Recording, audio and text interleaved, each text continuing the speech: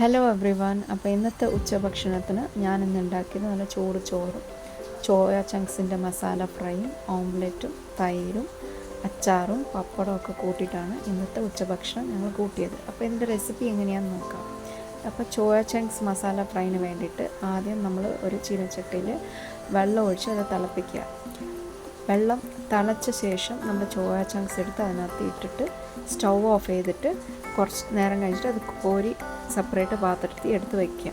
അതിൻ്റെ ചൂടാറിയ ശേഷം നമ്മൾ ആ ചോയ ചങ്ക്സിലുള്ള വെള്ളം അങ്ങനെ പിഴിഞ്ഞ് എടുത്ത് മാറ്റിക്കളയാം. അതിനുശേഷം നമ്മളൊരു ചീനച്ചട്ടി എടുത്ത് അതിനകത്ത് ഇച്ചിരി വെളിച്ചെണ്ണ ഒഴിച്ചിട്ട് എണ്ണ ചൂടായ ശേഷം അതിലിച്ചിരി സവോള ഇട്ടിട്ട് നന്നായിട്ട് വഴട്ടണം.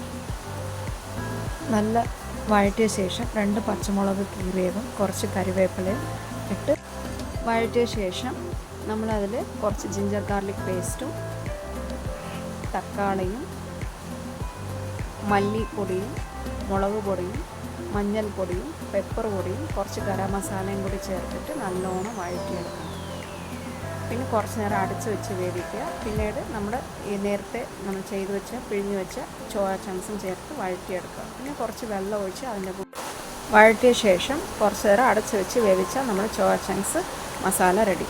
പിന്നെ മുട്ട ഓംലെറ്റിന് വേണ്ടി ഞാൻ ഒരു പാത്രത്തിൽ കുറച്ച് 2 മുട്ടയും പൊട്ടിച്ചൊഴിച്ച് അതിൽ ഇച്ചിരി സവാളയും പച്ചമുളകും പെപ്പർ പൗഡറും പിന്നെ ഉപ്പും കൂടി ചേർത്ത് അടിച്ചിട്ട് പാനിലിട്ട് ഫ്രൈ ചെയ്ത് എടുത്തു. അപ്പം നിങ്ങളും ഈ റെസിപ്പീസ് ട്രൈ ചെയ്തിട്ട് എങ്ങനെ ഉണ്ടായിരുന്നു എന്ന് പറയാം. Hi everybody. ഇപ്പോൾ എനിക്കൊരു ചോയ ചങ്ക്സ് കിട്ടി, പിന്നെ എനിക്കൊരു മുട്ട കിട്ടി, പിന്നെ എനിക്കൊരു പപ്പടം കിട്ടി, പിന്നെ എനിക്കൊരു തൈര് കിട്ടി. അപ്പം എന്നിട്ട് ഈ എഗ്ഗ് എടുത്ത് കുറച്ച് പീസ് എടുത്തിട്ട് ചോറിൽ വെക്കുക. പിന്നെ എന്നിട്ട് പപ്പടം കൊണ്ട് വെക്കുക. പിന്നെ ഒരു തൈര് എടുത്തിട്ട്